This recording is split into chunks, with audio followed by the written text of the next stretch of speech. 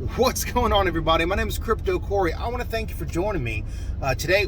Generalized discussion. It's going to be about basically Veve, and it's going to be about the PalmNFT BatCal project, so the DC NFT project that you can get. There are delays, right? And we've got all these promises that have been made to us, and they just haven't delivered yet. So I'm just going to give you a possible just thought to just kind of think about behind all these empty promises and stuff. I mean, I was in the same camp too whenever we were waiting on cash out for Veve. I just felt like Veve was not moving forward, getting the cash out thing started so people could put money in and out on a larger scale. I was thinking a lot of stuff was going to happen faster, and obviously it took a lot longer than we thought. And then even when a lot of it rolled out, still to this day, many things like the MCP is not fully rolled out. OUP is kind of shifted and changed a little bit, but it's supposed to feed MCP now. You know, a lot of things have either shifted or the implementation of some of these ideas aren't exactly like how people thought they were going to be. Obviously, if you followed my channel back in 2021, which I mean I rarely post, but if you did watch some of my videos back in 2021, you would know that I was questioning a lot about their white paper back in early 2021. Because it just seemed like a lot of their white paper wasn't happening.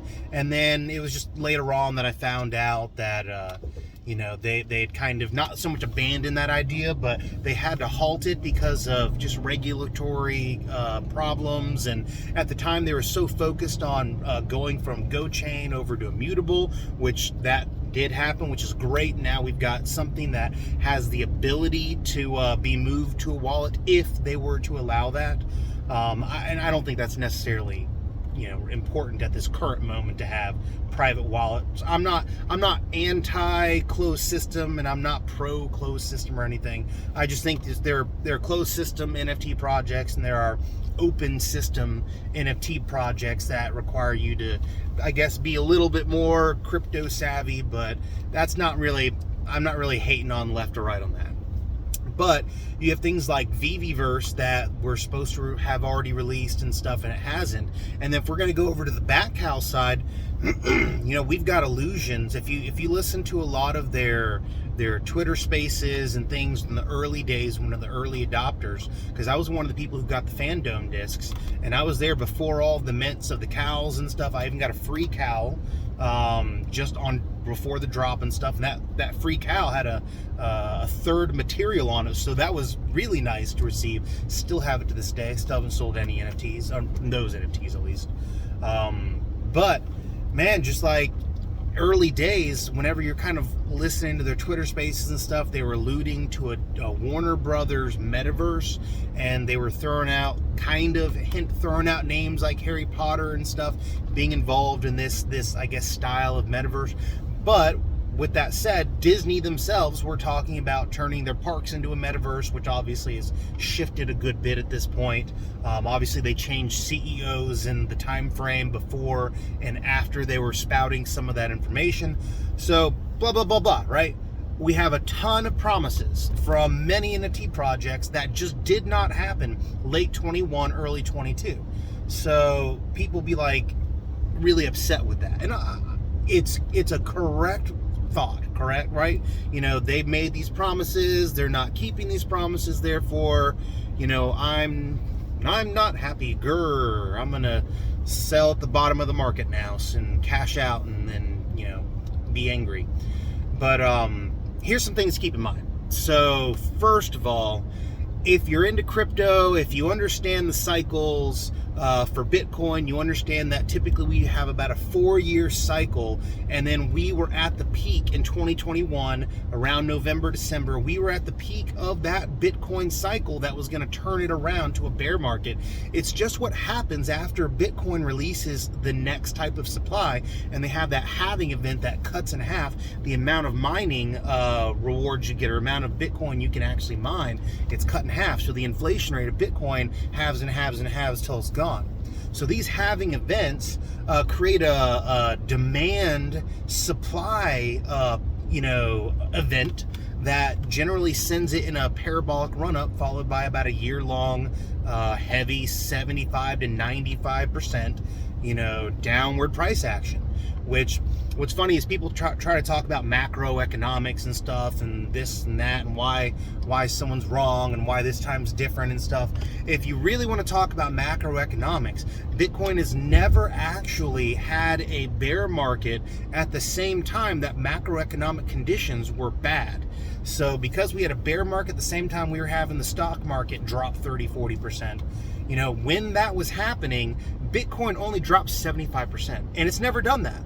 So its bear cycle had the lowest dump it's ever had in history.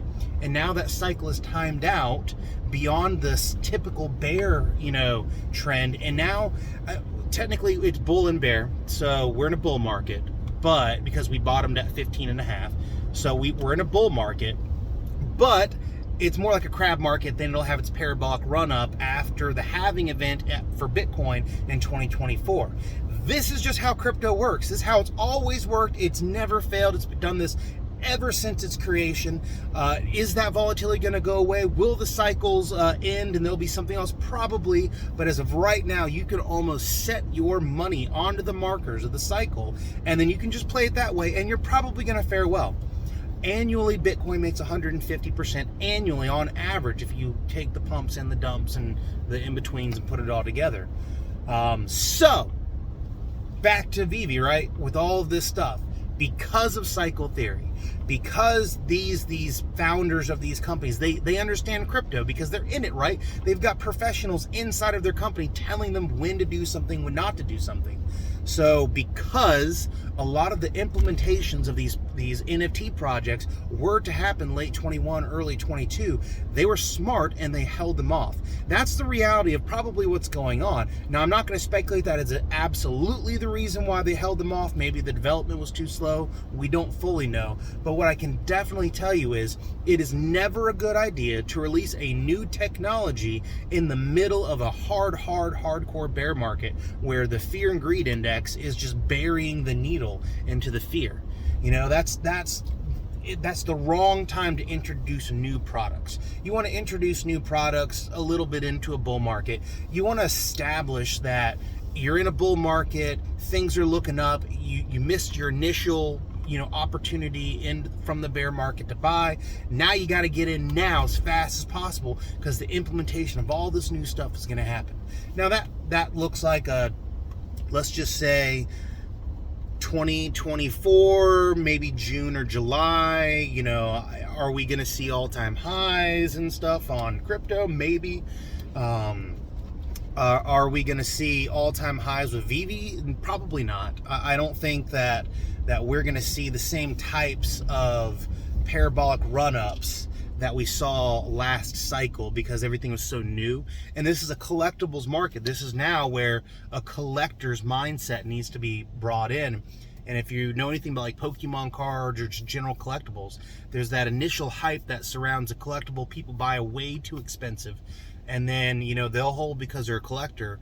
But it might take 5 to 10 years for that item to get back to that all-time high price from when it first released, and all that hype and stuff was built around the collectible. I mean, some people bought Secret Rare Spider-Man for like $80,000-$90,000. Well, I'm not so sure that's going to get there in 5 to 10 years. I bet you that if we just switch into a major bull market and Veve's just producing like they normally are now without the full MCP, without the OUP, without the Veveverse, I guarantee if we're post-halving into a bull market with all of crypto and the general macroeconomic market is just at least flatline, doesn't even have to be pumping, but as long as the macroeconomics are doing normal, these things are going to gain in value.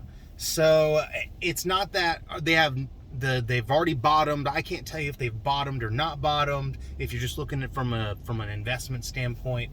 But what I will tell you is, next year probably looks better than this year. So if you own or buy collectibles right now, next year probably will look better for your portfolio. How much of profit, I really don't know. But I'm holding on to my collectibles. Obviously, none of this is financial advice, but we just need to wait and chill because man, whenever Viviverse releases, whenever Overdrive for DC happens, I'm still buying Fandom discs right now. Whenever I see a big gap in the price and someone just lists real cheap, I just buy it up. And the price fluctuates. I've bought high, I've bought low. My concern with that project in particular is not necessarily to make money.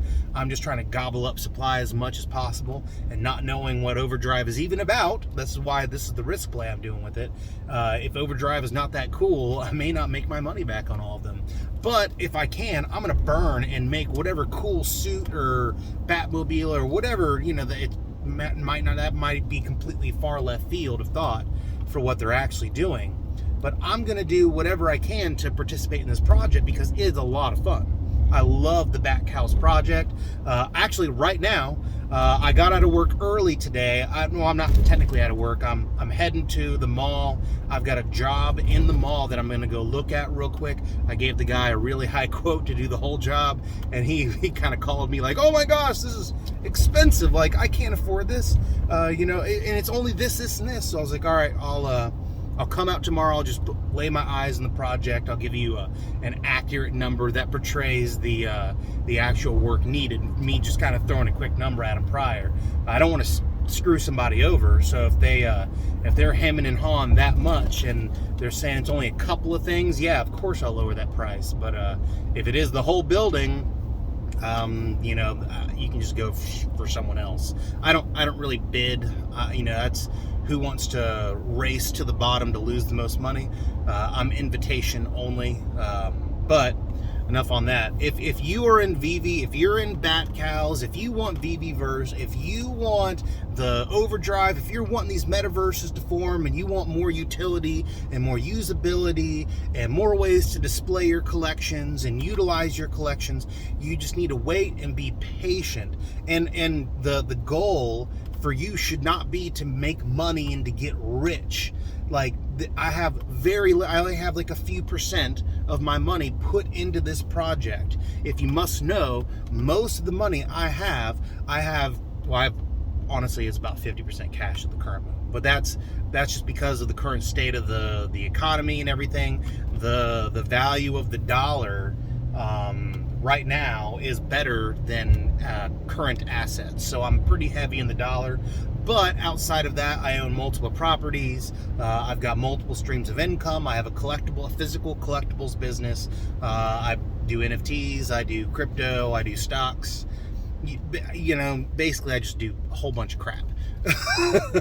I'm not trying to say that's the best way to go about things, but you know, I have hobbies, and some of them make me money.